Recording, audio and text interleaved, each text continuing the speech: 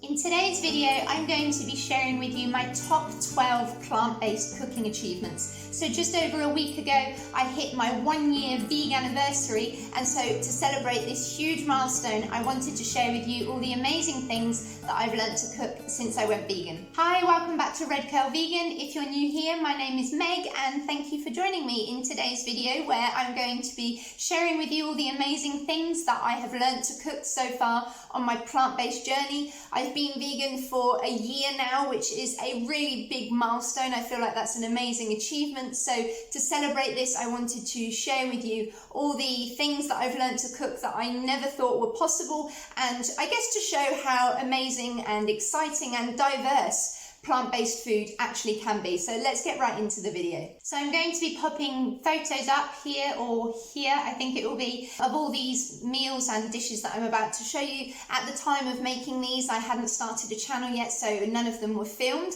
I do hope in the future to make more specific recipe videos of these whilst filming. If that's something that you would like to see in particular, please let me know in the comments section. So yeah, let's start with number one, and that is burgers. So I never imagined that I would be able to make my own burgers. This was the first thing that I kind of experimented with, and I just thought that it was amazing. I realized actually how much more diverse a plant-based vegan burger is compared to a meat burger. The thing with vegan burgers is you can literally mix them up however you like. I made black bean and mushroom burgers, and I think I played around with mixed beans and mushrooms as well, but you can add anything you like beetroot, you can add sweet potato. And that's the amazing thing about the misconception I think about plant-based food, is that it's actually a lot more diverse in my opinion than when I was a meat eater. And at the same time, as well as learning how to make those burgers, which I just thought was amazing, I also started making my own hand-cut chips, which isn't specifically a vegan achievement, but just much better than buying them in a frozen bag. And it just inspired me, I guess, to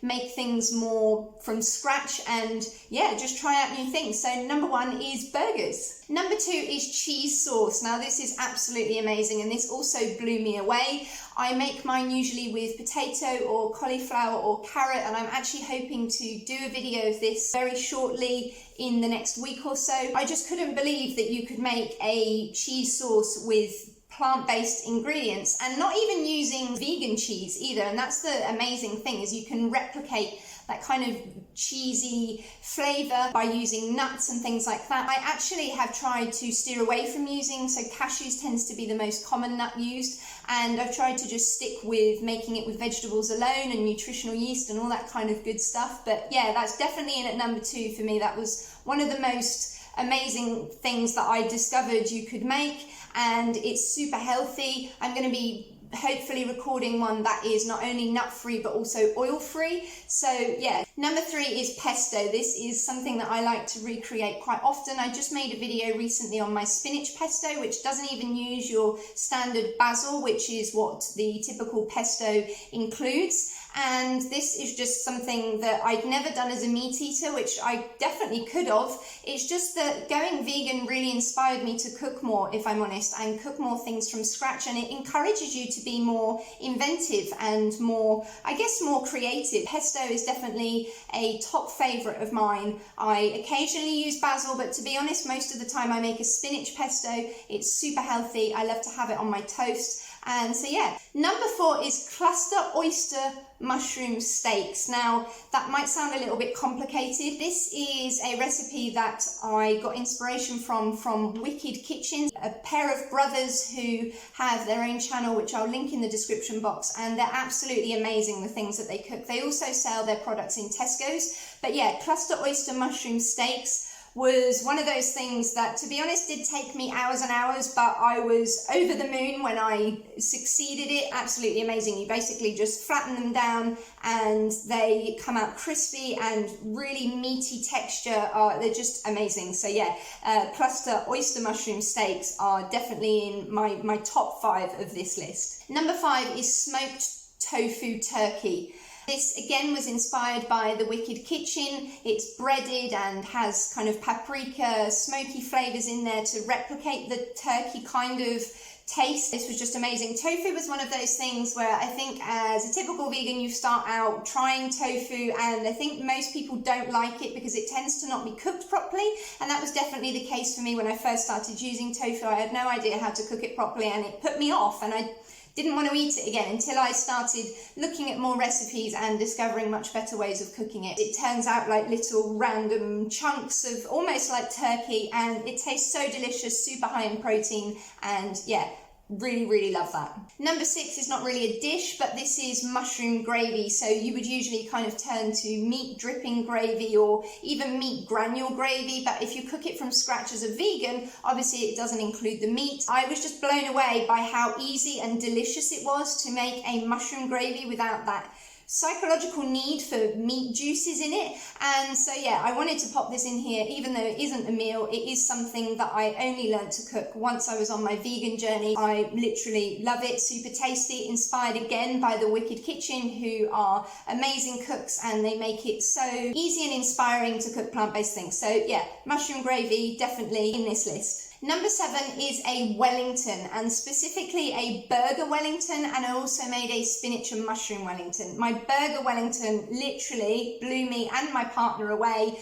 I just, again, inspired by the Wicked Kitchen, so I really should dedicate this video to the Wicked Kitchen because they've literally pretty much given me most of my inspiration. So yeah, layers of a burger and cheese and spinach, just so delicious. So like a burger pie. They're obviously mock meat burgers. You can also do it with portabello mushrooms, which is something that I did experiment with as well. And then a mushroom and spinach Wellington, super delicious, easily created as a meat eater or a flexitarian or vegetarian, but just never thought of it. And this is what I mean by how going vegan actually inspired me to be much more creative in the kitchen. So yeah, Wellington's definitely a good one to go and try out. Number 8 is whole breaded tofu. So a block of tofu that's whole and oven baked, much like I just said previously about the smoked tofu turkey chunks. I didn't know how to cook with tofu correctly, and this is another one that I learned to do that is just a really great way to kind of imitate that centerpiece that you miss when you no longer eat meat, if that makes sense. Just super delicious, super high in protein. Never would have dreamed of making it before going vegan, of course. So yeah, definitely another one to try out. Number 9 is Silken tofu chocolate mousse. This literally was unbelievable. Just 2 ingredients, silken tofu and a bar of dark chocolate. I've only made this once, in all fairness, so I do want to recreate this and kind of tweak it as I go. I think it lacked a bit of sweetness because the chocolate was quite dark. But just the fact that you can recreate a chocolate mousse with just 2 ingredients, no dairy involved, the silken tofu literally replicates that creaminess absolutely perfectly. So I definitely wanted to include that in this video as well. Number 10 is chickpea and mushroom curry. Now I've made multiple videos talking about this. It's all over my Facebook page, and it's just one of those really easy vegan curries that is super satisfying, high in protein, super delicious, and it really just goes to show that you don't need chicken or beef or lamb in your curries. You can make a perfectly delicious one. So I'll link my video up above of where I show how I batch cook this. And so yeah, definitely in at number 10. Number 11 is pressed portabello steaks. This is something that I have been experimenting with just recently. This is also inspired by the Wicked Kitchen, I think.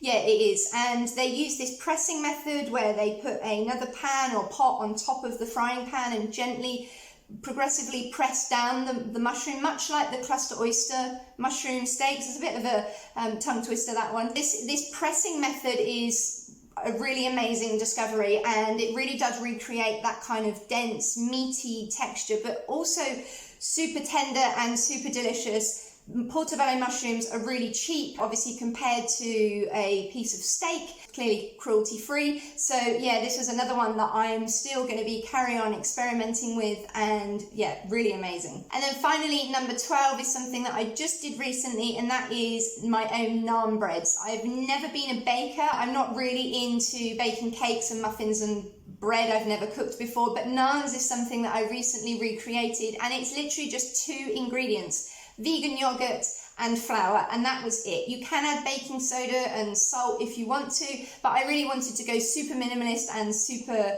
straightforward with these and recreate them with just 2 ingredients, and they were so delicious. And actually I kind of shocked myself because, like I said, I've never been a baker, and they came out super fluffy, super light, and super delicious. I do want to kind of try the version which would be more like a flatbread with just water instead of yogurt, but yeah, I definitely had to include this one in the list, and that's 2 ingredient vegan naans. Okay, so there you have it. Hopefully this video hasn't gone on for too long, but I really wanted to, I guess, go into a little bit of detail about them, and then let me know, like I say, in the comments section if you want to see any of these made specifically in their own separate video.